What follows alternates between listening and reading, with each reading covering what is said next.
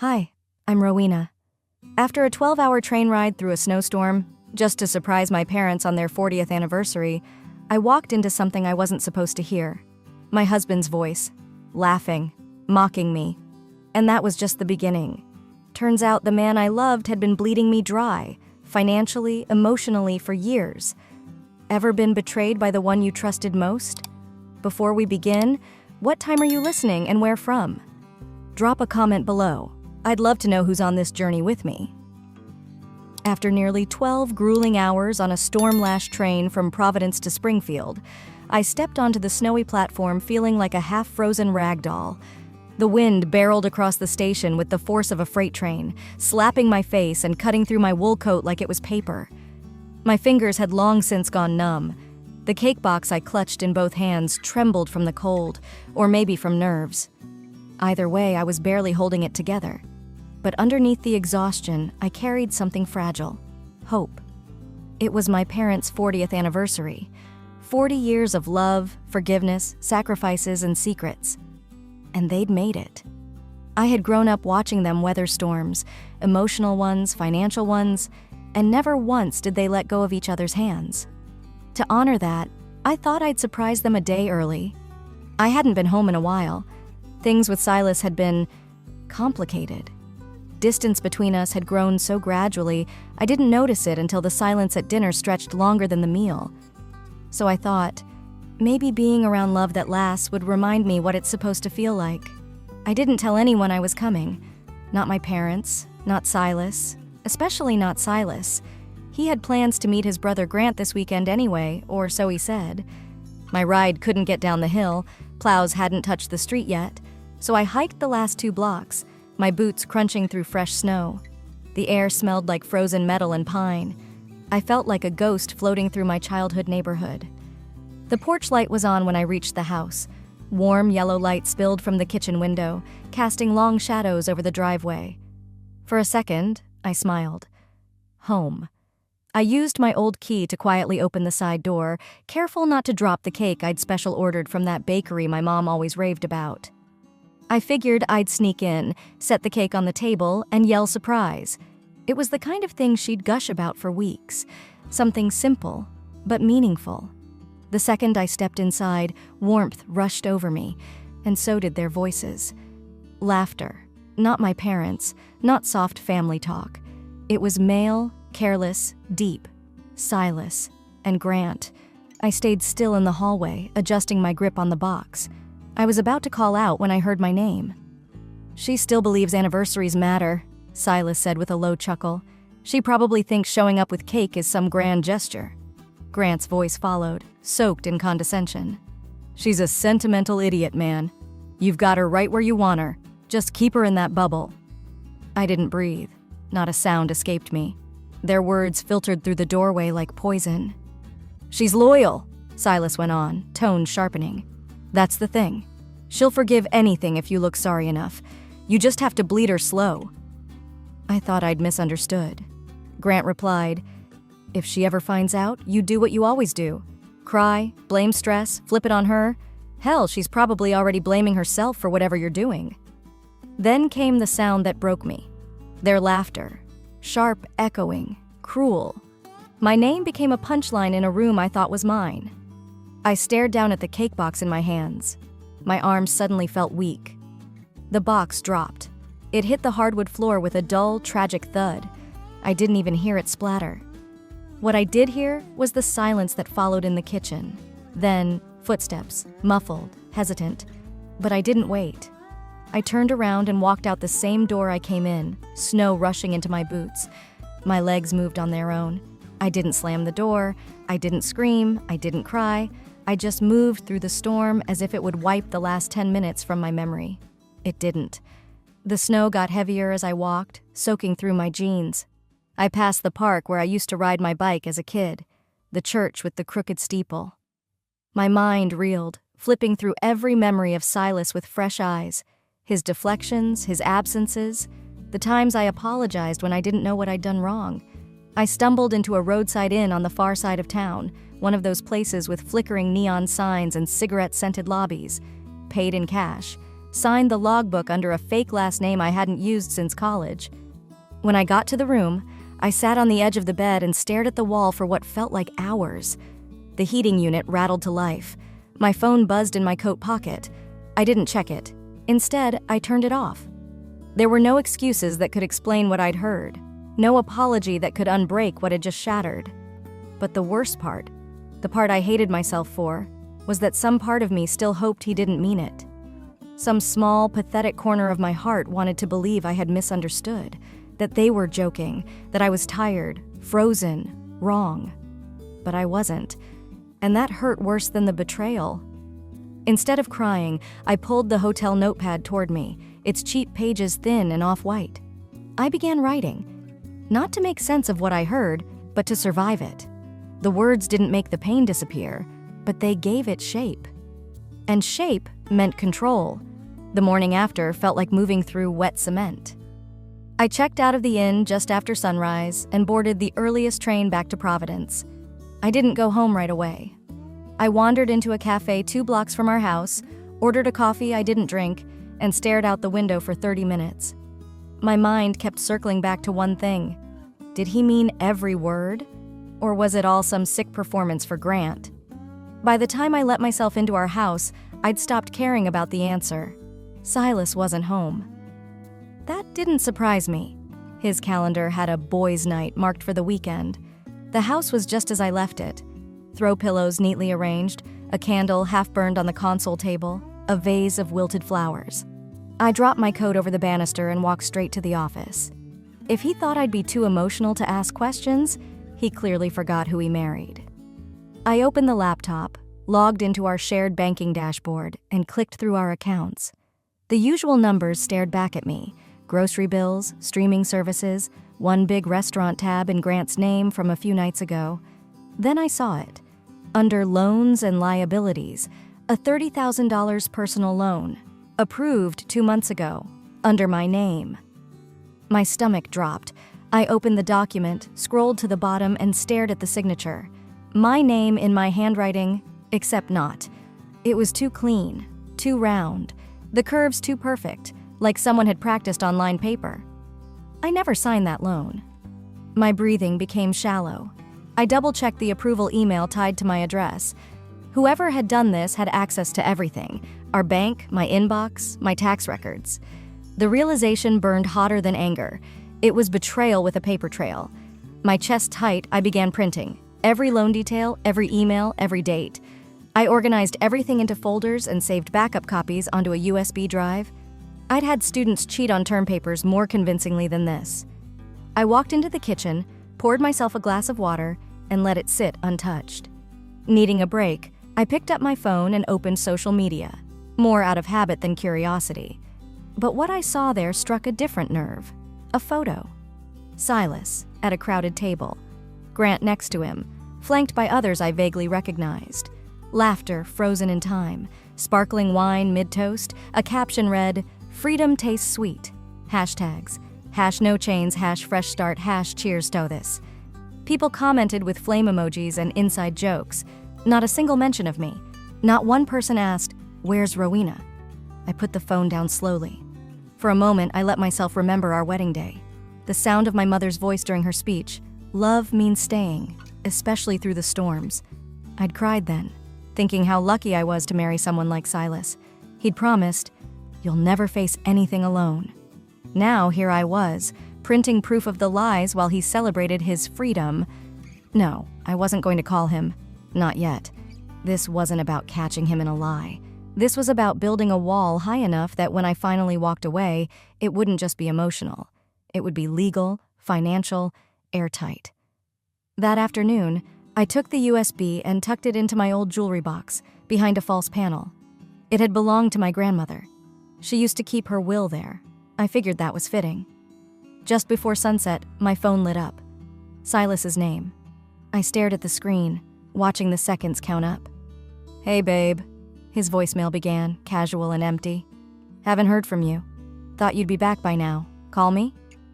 He hung up. I listened to it again, then 3 more times. I didn't sleep much that night. Even after the voicemail faded, Even after I turned off every screen in the house, my thoughts refused to let go. Around 3 a.m., I sat cross-legged on the guest room floor with a pile of photo albums, those thick, heavy ones from the early years.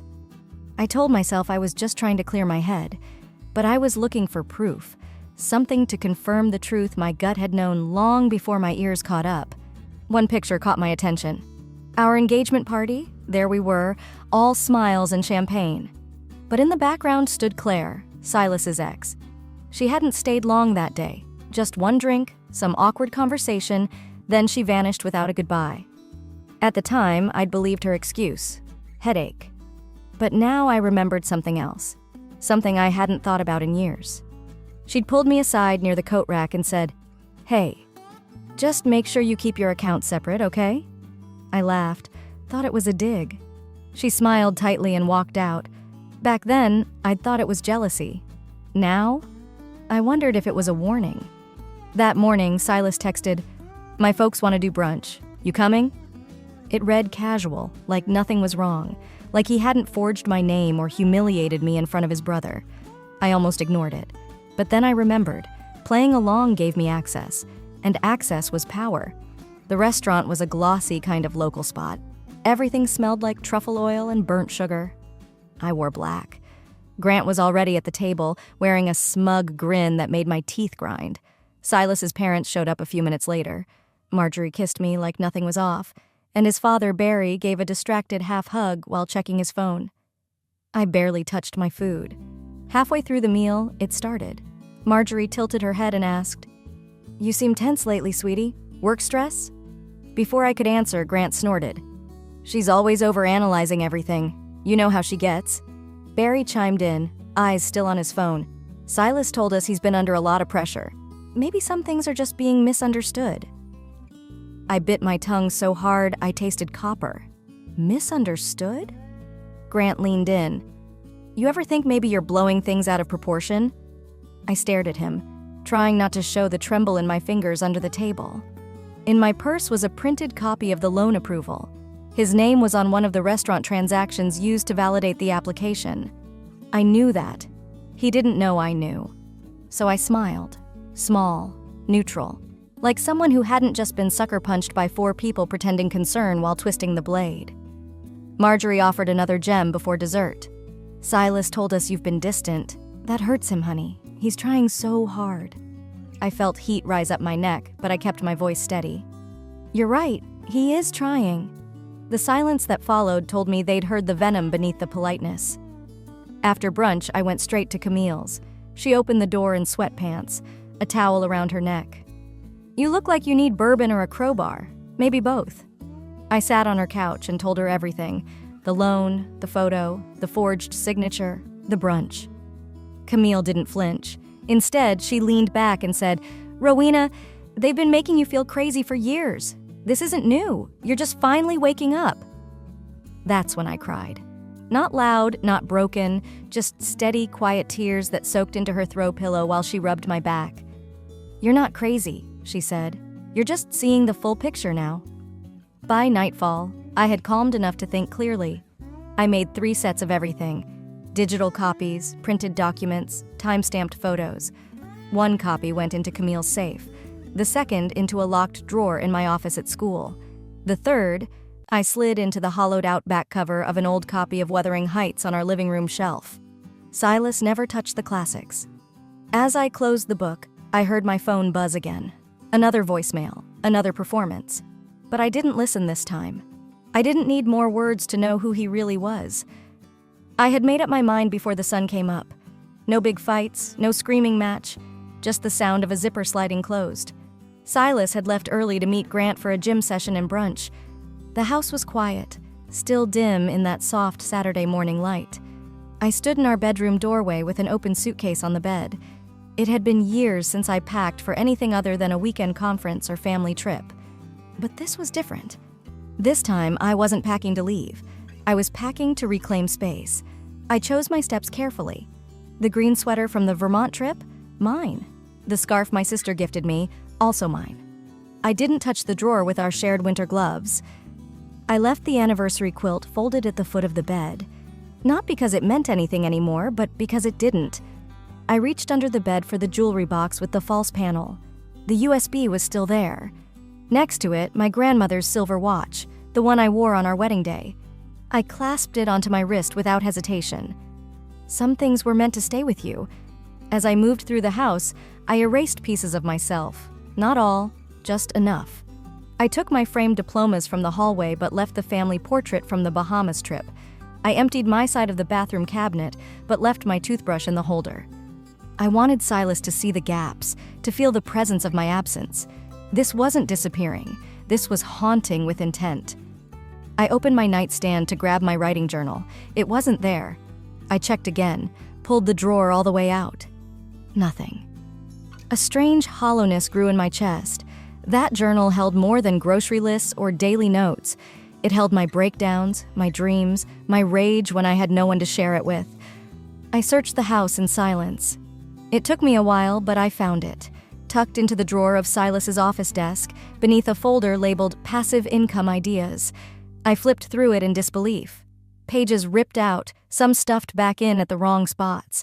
Entire entries underlined in red pen. One page had a sticky note on it that read, "Ask Grant if this market exists." He'd used my pain for brainstorming, my private fears for a side hustle. I didn't cry, not this time. I walked back upstairs, laid the journal on the bed, and stared at it for a long time. Then I slid it into my backpack and zipped it shut. The noise echoed like a gavel. I left no goodbye speech, no carefully folded letter. Just a yellow sticky note on the fridge with 2 words, "Don't call." My keys I tucked behind the cumin jar in the spice rack, someplace only I would think to look. The mailbox had already been updated. My nameplate? Removed last week after I'd called the USPS and explained I was forwarding mail temporarily. It wasn't temporary. With everything packed, I sat in the living room one last time. No music, no TV, just me and the quiet that used to feel like peace but now sounded like neglect. The rideshare arrived 5 minutes early. I carried out 2 suitcases, 1 backpack, and the memory of what this house used to mean. As we pulled away, I looked back through the rearview mirror. The porch light flickered again, just like it did when we first moved in, and Silas swore he'd fix it. That night, he kissed my forehead and said, "It's ours now." I remember how that felt, but now, it was just his. And I hoped the flicker would drive him mad. Camille opened the door before I even knocked. "Wine or whiskey?" "Wine," I answered. We sat on her couch, my luggage still by the door. She poured 2 glasses, handed one to me, and waited. "Do you want to talk?" she asked. I took a slow sip and stared at the hardwood floor. "Not yet," I said, "but soon." After setting my bag down by Camille's couch and taking that last sip of wine, I started clearing out old notes from my phone. Grocery lists, voice memos about books I never finished, reminders to buy dog food even though we never got the dog, just digital dust. That's when I noticed the recorder app still open, a red bar blinking at the top of the screen. I tapped it without thinking. The file was labeled only by a date and time, the day I walked in with the cake. I pressed play. At first, it was just background clatter, cutlery, faint laughter, the whir of a blender. Then came the voices. Grant's, "She'll never leave, she's too proud." Silas, "Then let her stay proud and broke. I'll drain her slow, she won't even notice." A pause, then laughter, loud, confident, familiar. My hand didn't shake, my jaw didn't clench. I just stared at the wall while the words filled the room. There was no ambiguity, no plausible deniability.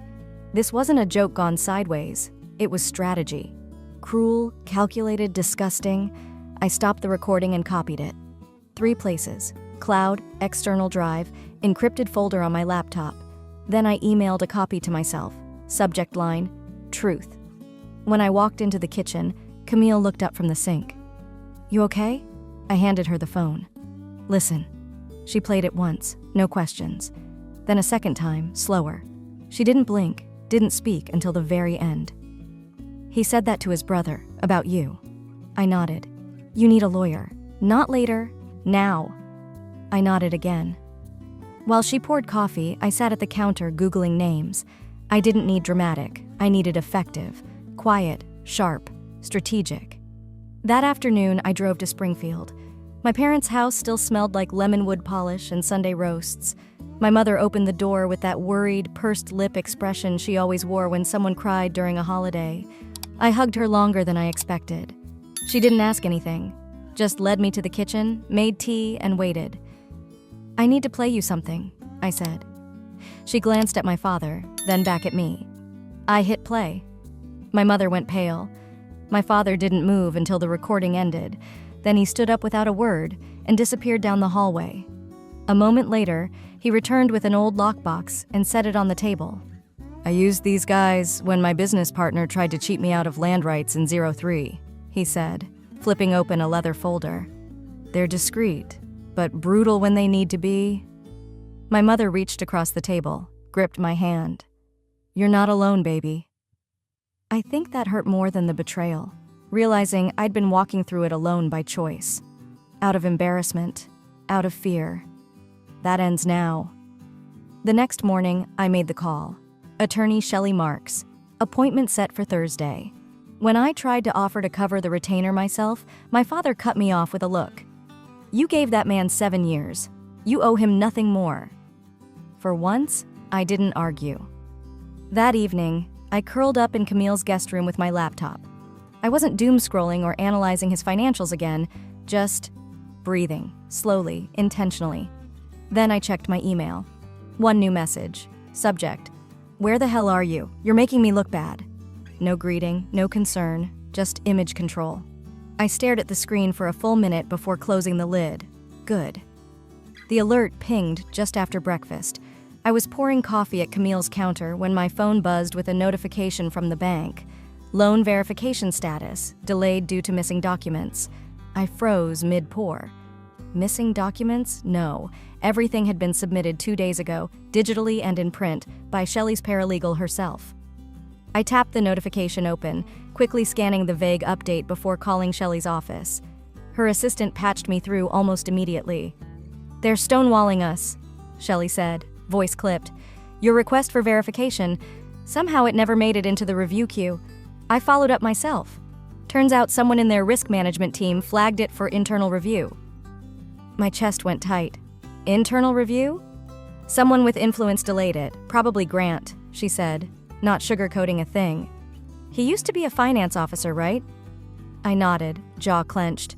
"For 2 different banks." "Well, he knows exactly how to cause a paper jam without leaving fingerprints." I could hear her typing furiously on her end. "But let me be clear, Rowena. We're not stopping. I've been in nastier fights with cleaner opponents." I leaned against the counter, watching Camille's dog snore in the sunbeam near the sliding door. "So we fight harder," I muttered. "That's exactly the mindset I need you in," Shelley replied. "Don't back down. That's when they get bold." That warning played in my mind later that evening when the doorbell rang.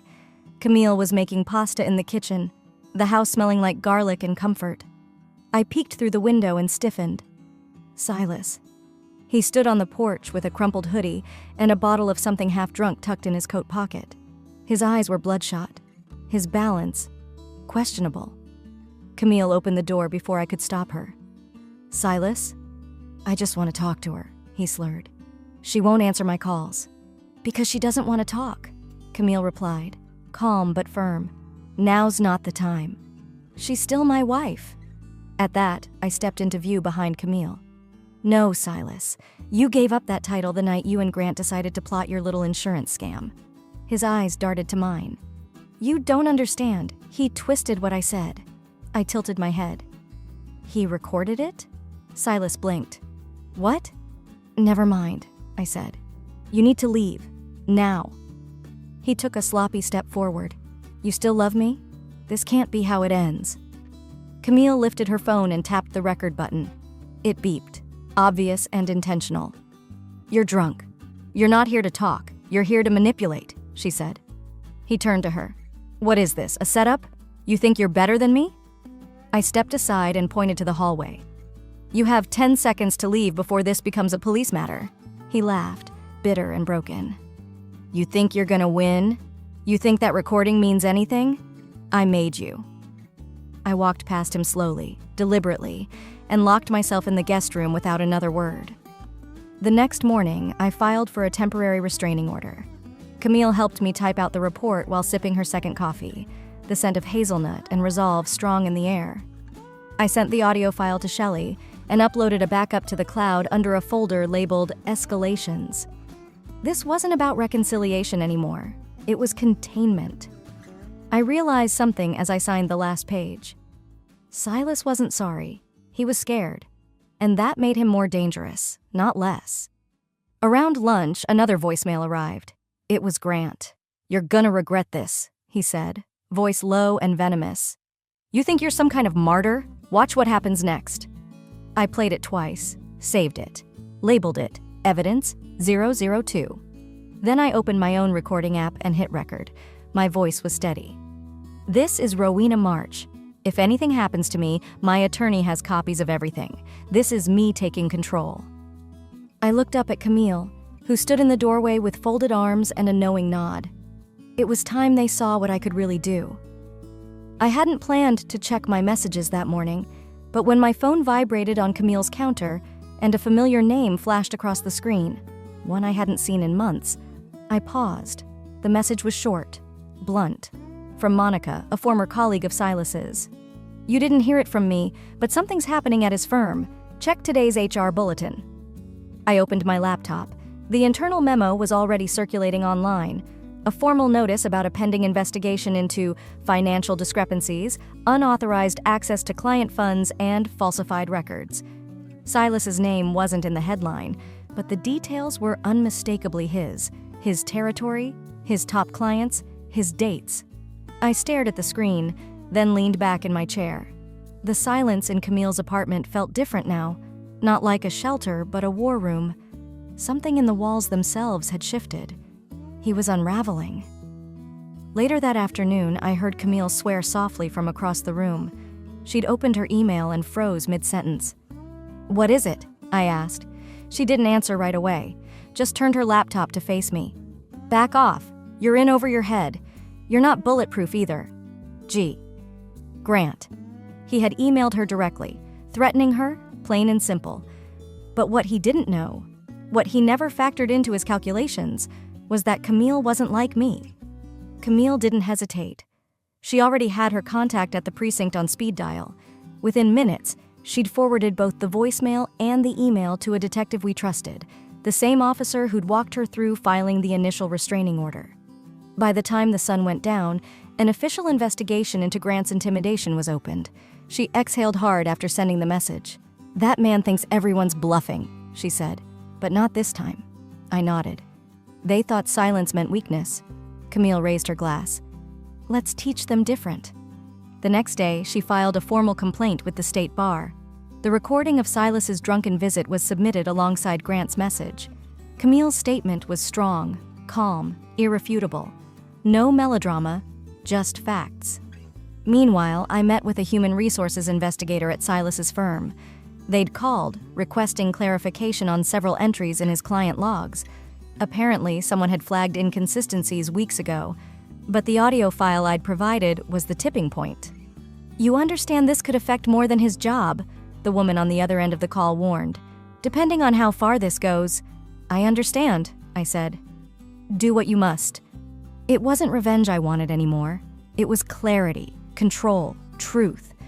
As the pressure mounted, pieces began falling into place. An old accountant friend of Camille's checked public records and found Grant's name linked to several flagged tax accounts. The moment she mentioned his offshore holdings, I felt the world tilt under my feet. They'd buried so many secrets, thinking no one would ever dare dig. That night, Camille forwarded the entire trail of evidence to a women's legal advocacy group. Within an hour, I was on a Zoom call with a pro bono attorney who specialized in financial coercion cases. For the first time since this all began, I wasn't outnumbered. I sat at Camille's kitchen table, surrounded by half-empty mugs, folders, and echoing laughter from a YouTube legal webinar she'd let play in the background. I wasn't even listening. I just stared out the window into the darkness, and for the first time, didn't feel it staring back. That sense of quiet was shattered by the doorbell. It was after 10 p.m. Camille frowned. "You expecting anyone?" I shook my head and stood slowly. I opened the door. Silas. But this wasn't the Silas who had slurred sweet apologies or sent pathetic guilt-laced messages. This one was sober, composed, cold. "You destroyed my life," he said, voice flat. "No," I said calmly. "You handed me the match." He didn't respond, just stared. A long, venomous stare. Then he turned and walked down the steps. Camille shut the door. "He's getting desperate." "I know," I whispered, "and I have one more spark left." I hit send on the email to my attorney, then set my phone face down on the table. It was done. No more analysis, no more hesitation. Whatever came next, I was meeting it head on. The following week started like any other, except it wasn't. Mid-morning Tuesday, I got a message from a former co-worker of Silas's, someone we'd once double-dated with years ago. It was short. "Check the news." I clicked the link she sent and froze. Silas had been suspended from his firm pending an internal investigation. His smiling face from the firm's website now sat beside a headline that read, "Audit uncovers discrepancies in client financial records." A few lines in, the article mentioned an anonymous report that triggered the audit. I didn't need to guess who made that report. I'd only sent the documentation to HR last week. I scrolled further. His work laptop confiscated, access revoked, comments declined. Silas wasn't the only name mentioned. Grant's came up too. Though he was now independent, his past records had connections to the flagged cases, and those connections were under federal scrutiny. I didn't feel victorious, not exactly, but I felt affirmed. I wasn't crazy, I wasn't overreacting, I was right. Later that day, Camille forwarded me something she received in her personal email. Subject line, "Enough." The body of the message read, "Back off, you're next. You think you're smart, but you're playing a game you'll lose. Grant." But Camille had already involved a friend in law enforcement. She didn't reply. She didn't flinch. She simply attached the email to the existing case file, then added the voice message he'd left her last week. Within 24 hours, Camille was contacted by a detective. They were expanding the case to include threats and intimidation. I stared at my phone after she texted me the update. "He's going down faster than we thought," she'd written. "Let's keep going." The next day, Camille filed her own formal complaint against Grant. Her statement was calm, composed, and devastatingly precise. I read through her draft before she submitted it. "I am not afraid of you. I am not alone, and I will not be silent." I wanted to applaud her, but more than that, I wanted to follow her lead. That afternoon, I was contacted by Silas's company. Their HR rep asked if I would be willing to share more detail on the documentation I had submitted, particularly the timeline. I did. And I ended the call by saying, "Do what you must. I already have." By Thursday, things were moving fast. The women's legal advocacy group Camille had reached out to was preparing a public statement on our case. They offered pro bono services to help consolidate everything we had gathered, emails, texts, recordings, bank documents, into a clean, prosecutable narrative. I sat in Camille's living room with a steaming mug of tea, watching my world bend but not break. I didn't cry, I didn't laugh, I just breathed. Then Friday evening came. The doorbell rang at my parents' house just after 7. I had been staying with them again temporarily while working remotely. My father answered first, then stepped back as Silas's figure emerged in the hallway. He didn't look panicked. He didn't look broken. He looked cold. "You destroyed my life," he said flatly. I stood from the dining table, walked to the entryway, and stopped a few feet in front of him. "No," I replied, voice level. "You handed me the match." For a moment, he looked like he might say more, but he didn't. He turned around and left. The door clicked shut behind him. Link to next chapter. Some endings aren't about closure. They're about beginnings. I didn't move far, just enough. Just enough to start again without having to forget who I was. The new apartment wasn't much, but it was mine. A second-floor walk-up near the Providence riverfront, with squeaky hardwood floors and just enough light to make mornings feel like a fresh page. I unpacked the last of my boxes one Sunday afternoon, tea mugs, my mother's recipe book, and a calendar I used in my classroom that still had Silas's scribbled reminders from years past. I erased them one by one. Not out of anger, out of release. The first few weeks felt like learning how to breathe again. My mornings began with coffee on the small balcony, a blanket over my lap, the scent of fresh river air. I graded papers, watched the neighborhood kids walk to school, and taught without the weight of invisible eyes judging me at home. I smiled more. I laughed at things that weren't bitter. I journaled again, not to survive, but to understand. Camille came by one evening, a bottle of wine in one hand and her laptop in the other.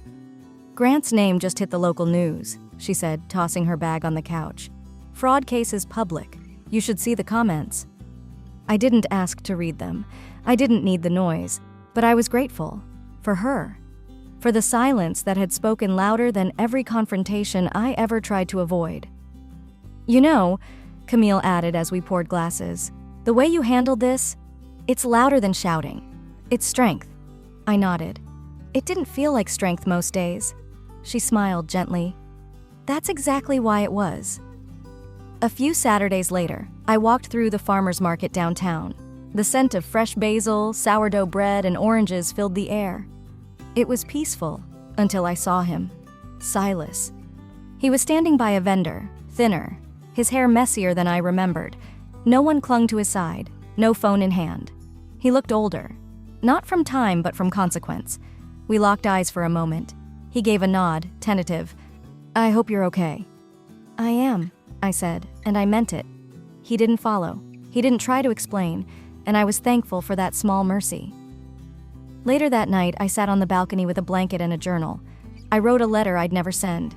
"You made me question my memory, my instincts, my sanity," I scribbled. "And for that, I'll never thank you." Then, after a long pause, I added, "But I also survived, and that matters more." I tore the page from the binding and burned it in an old ceramic dish. I watched the flames curl the edges into ash, and for once, I felt nothing but calm. Weeks passed. My life settled into its own rhythm. I taught a new unit in class, resilience in literature. We read novels that spoke of storms and healing. One of my students raised her hand one afternoon. "Miss Hart," she asked, "do you think it's really possible to start over after something bad?" I smiled. "Yes, but you won't be the same afterward, and that's the point." As the room filled with thoughtful silence, I felt something click into place. A quiet confirmation that everything I had endured had shaped me, but would never define me. Sometimes the people who claim they love you most are the ones who fear your freedom the deepest. And sometimes it takes losing everything to realize they never gave you anything real to begin with. I ended the day like I had so many lately, with tea, a pen, and my mother's recipe book. I slipped the final USB drive inside, in the space where the family banana bread recipe used to be. This wasn't about revenge or memory anymore, it was about legacy. Sometimes it takes a storm to see who was never sheltered to begin with. Sometimes, walking away isn't a sign of weakness, it's the first real step toward healing. Rowena didn't fight to get even, she fought to get free. And maybe that's the quiet truth behind so many stories we never hear out loud. Strength often looks like stillness, and peace is the loudest victory of all. What would you have done in her shoes? Have you ever had to choose yourself, even when it hurt? Let us know in the comments. We read everyone. And if this story moved you, inspired you, or simply made you think, don't forget to like, subscribe, and hit the bell so you never miss what comes next. More real stories, more powerful voices, right here